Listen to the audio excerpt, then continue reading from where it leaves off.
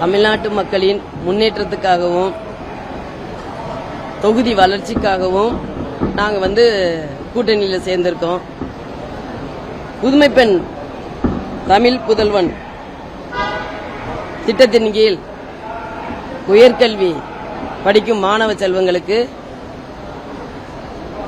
1000 ரூபாய் கொடுத்திருக்கிறாங்க. முதல்வர் அவர்கள் விஜய் அவர்கள் அறிவிச்சிருக்கிறாங்க. அவங்களுக்கு இந்த நேரத்தில் நன்றியை தெரிவித்துக் கொள்கிறோம். அதேபோல் சிங்கப்பெண் பெண்களுக்காக பாதுகாப்புக்காக அந்த திட்டத்தையும் கொண்டு வந்திருக்காங்க. அதுக்கு நாங்கள் பெண்கள் அனைவரும் வரவேற்கிறோம்.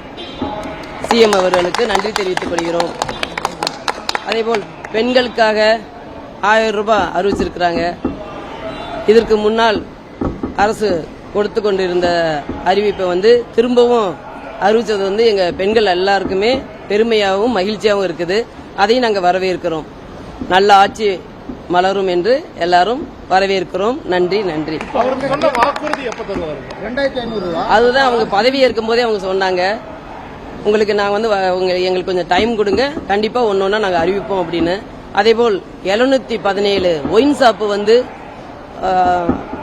வழிபாட்டு தலங்களிலும் ஸ்கூலு காலேஜ் பக்கத்தில் இருக்கிறத 717 ஒயின் ஷாப்பை மூடி இருக்காங்க. அதே ஒரு பெரிய மகிழ்ச்சி தானே எல்லாருக்குமே.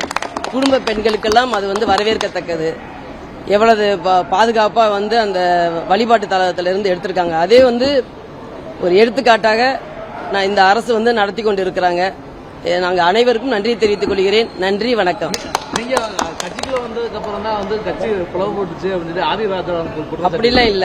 எல்லாம் நாங்க ஒன்னு சேர்க்க தான் நாங்க ஏற்பாடு நடந்துட்டு இருக்குது. கூடிய சீக்கிரம் ஒன்று சேர்ந்துரும். நாங்க கூட்டணி தான் சப்போர்ட் தான் நாங்க பண்ணிடுறோம்.